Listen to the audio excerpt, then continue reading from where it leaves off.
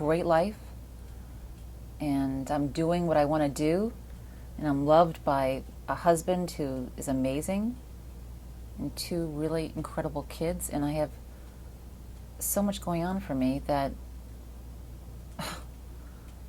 it boggles the mind. It really does. Well, I think number one, my relationship with myself. That's I think my highlight. Seriously, getting to a point in my life where, I mean, aside from I could say having my kids, and I could say my career, and I could say, having a nice home, and blah blah blah. But that's all stuff. I mean, that's my kids. Of course, I love my kids. I love my husband. But most importantly, is that where I've come now in my life for me, with my relationship with me, the person that looks in the mirror every day, that's big. Because then everything else, if that's great, everything else is great. That's how I look at that. If you're in your full joy, everybody that you come into contact with and everything that you do, it's that law of attraction kind of thing going on. And it's all easy. It's all easy. You don't have to fill your life up with stuff or things or, extraneous matter, because the one most important thing is your relationship with you, and my relationship with me. For people to come in here and say, wow, I really feel something when I come in here. I look out at work and I really feel something. That's big.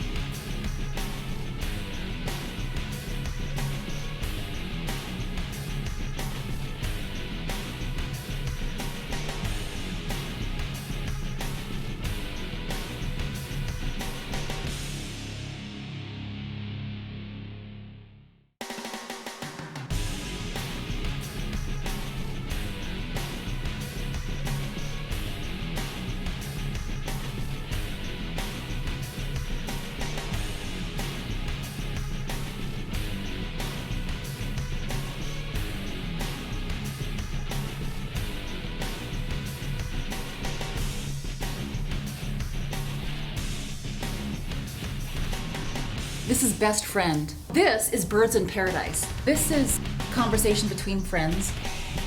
Cows. Derby Day, Lion, and that's all it's called is Lion.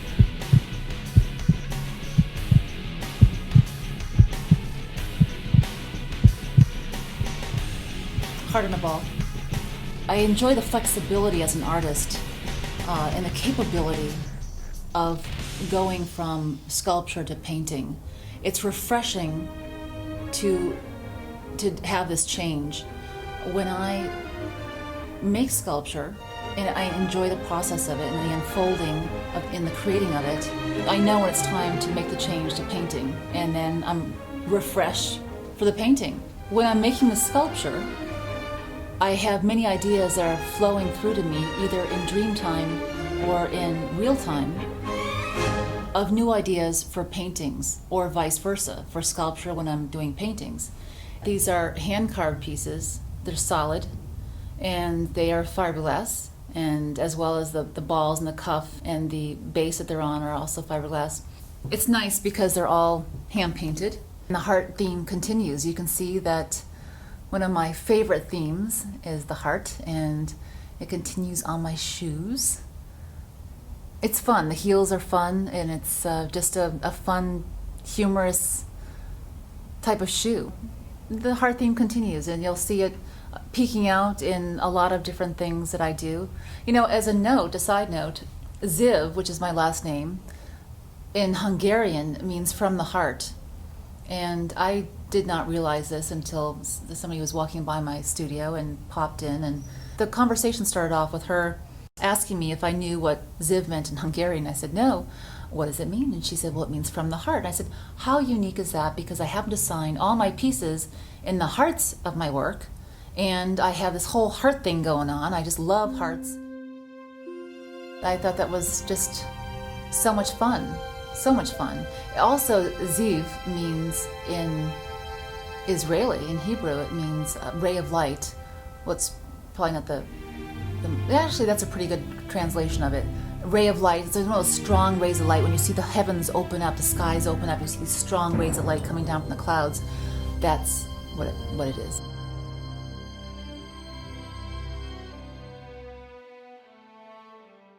The shoe series, the whole sandal thing, I mean, what woman does not like shoes?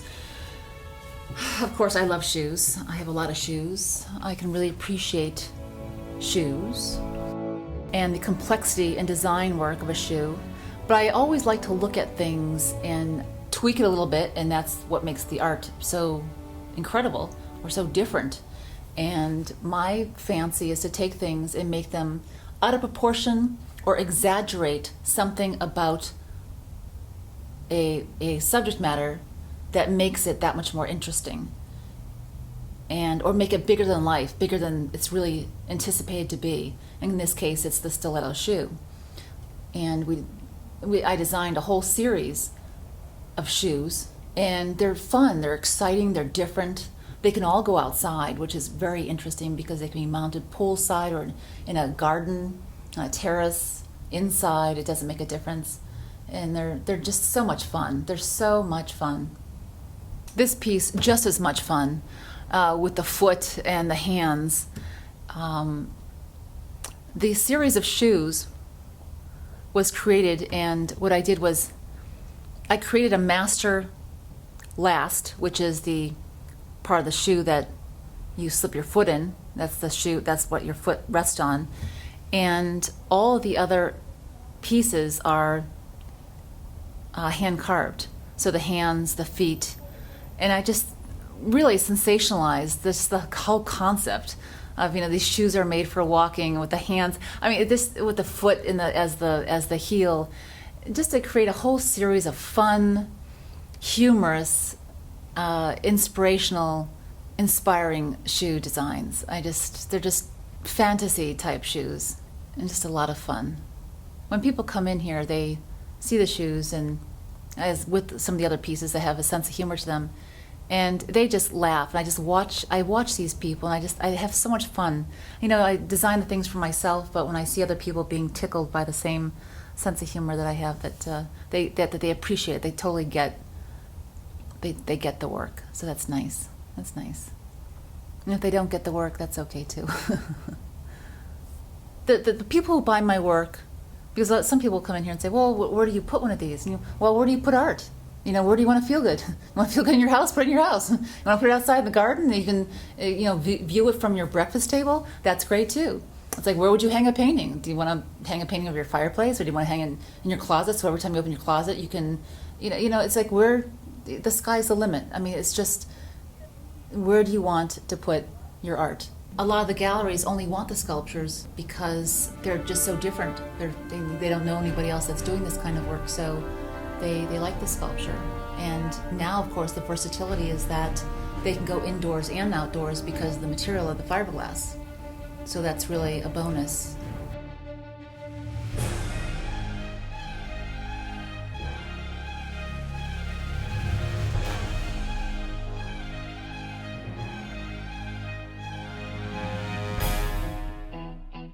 What attracts me to Marci's art?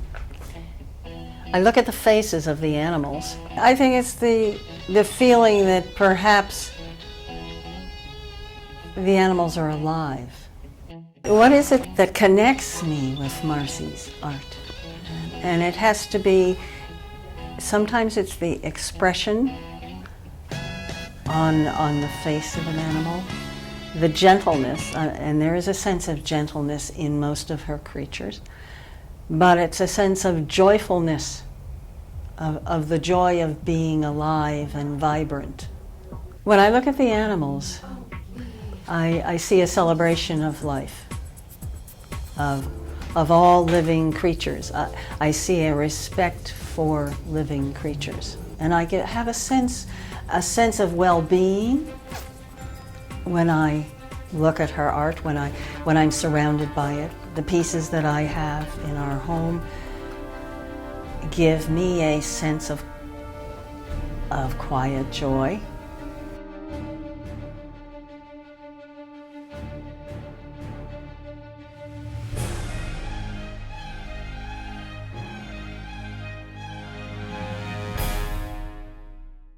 This is the key element of being able to recognize an artist, is that there's something about the way they choose their colors and forms that allows you to look and say, oh yes, I know who did that. When it becomes one of, well, I could be this person, or that person, then it isn't very interesting, because it could be any one of them. There's something about an artist who carries a consistency of whatever it is that allows you to recognize them. So if you look in here, you'll see there are no strangers in this room. Not in the animals. All the animals look like they come from the same family. And that's an important element in being able to recognize an artist's individuality. Everybody who buys art has a different objective, obviously. There are the people that buy art because it fits in with their decor. You know, it's more important that the purple matches the purple of the sofa or whatever, and they're just buying for the sake of filling a space like a decorator might. Then you have people who actually think of it as an investment, and they're trying to figure out, well, how much is this going to go up in the next year? Just like homes were going up 15% a year. If I buy a work today, will it be worth more tomorrow? Or will it be less worth tomorrow? Is it an investment grade material? And a lot of art is sold just on the hype of that. This is investment grade. And then there are people who collect it simply because they like it. And I have a very simple criteria. I look at a lot of art, a lot of it is great, but then when I come back and say, this is my criteria, if it's the first thing I see in the morning when I wake up, do I want to see it? And a lot of spectacular art suddenly becomes unwanted just under that very simple guise. She seems to work bigger and bigger in this small space she calls her work studio. At some point she's going to have to do them in sections. I think she already is doing that in sections, and then bringing them out and putting them on the wall to see how they look all together. I enjoy and I like Marci's art. We have a number of her pieces at home, and we're not about to put them in the warehouse and hide them.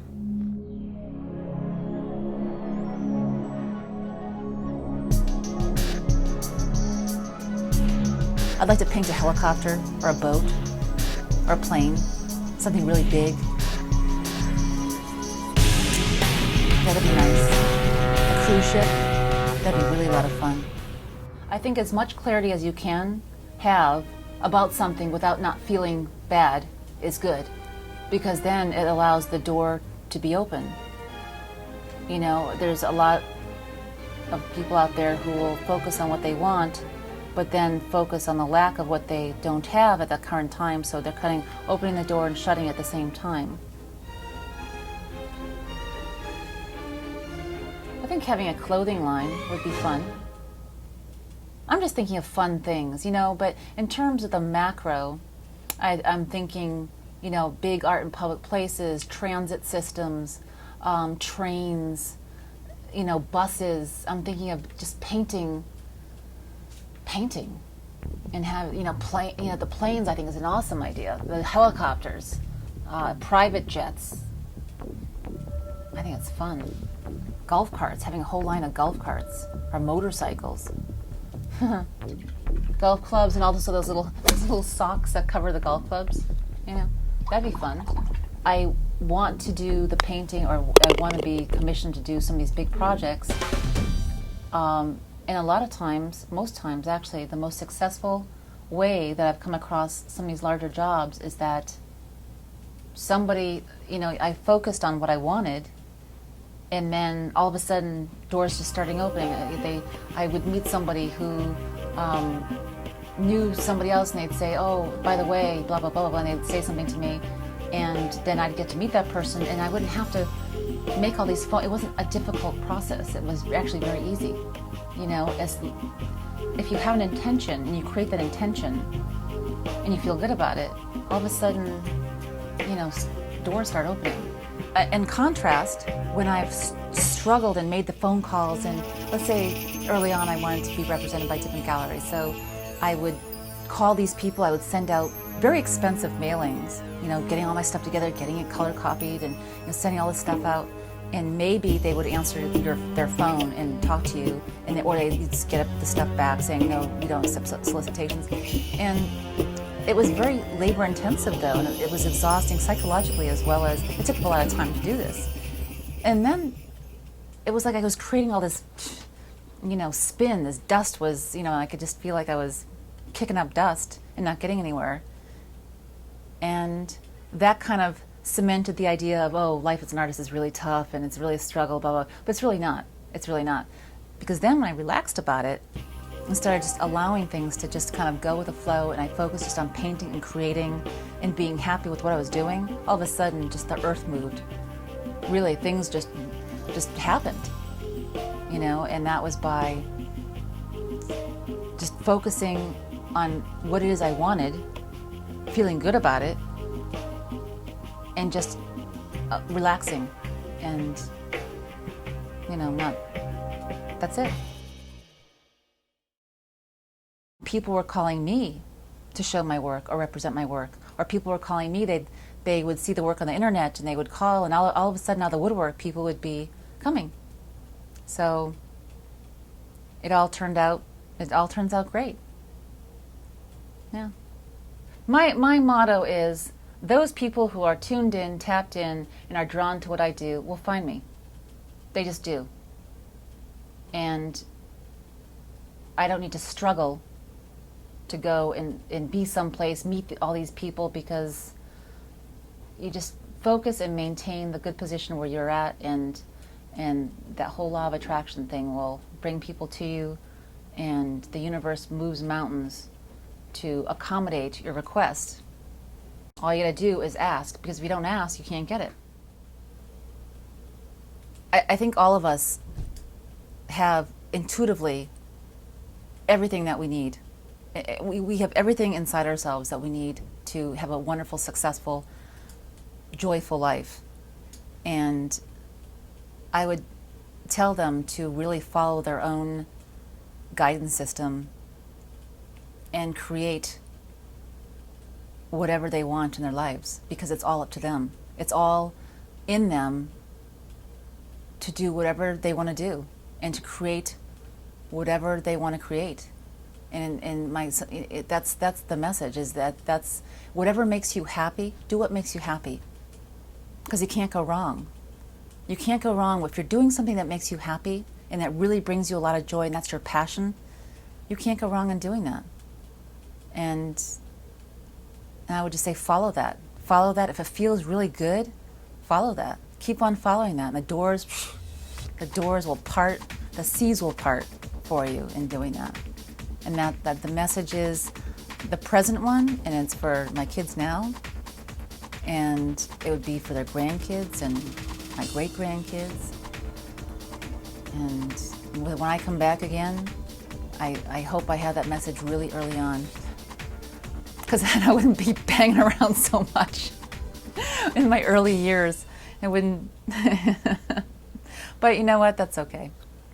It's all part of it, I guess, right? You come in fast and furious, and you have all this really strong contrast when you're young, and then you kind of just, you figure out what you don't want and what you do want, and hopefully you get on a sooner track of figuring out what you do want, so you can focus on what you do want, and then you go with that. But I say to my kids that the only person that you need to validate what's coming out is you. That's it. You're not here to perform tricks or go through hoops for people. You don't have to do that. And it just, as long as you are really happy about what you're producing and what you're doing with your life, that's all that counts. You know, there's never a crowd on the leading edge. I mean, that's how I see it. There's never a crowd on the leading edge. And there are followers, and there are leaders, and there are cutting edge people. And I'm not a follower, And I've done my thing for a long time. I've done my thing for a long time, and at a certain part of that time, I listened to what other people were saying. And then I stopped.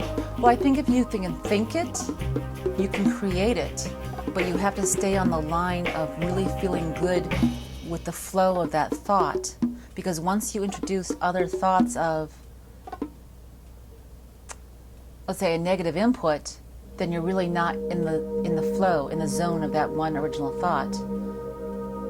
And as long as you can stay with that flow, and there's no turning back, because it's already been created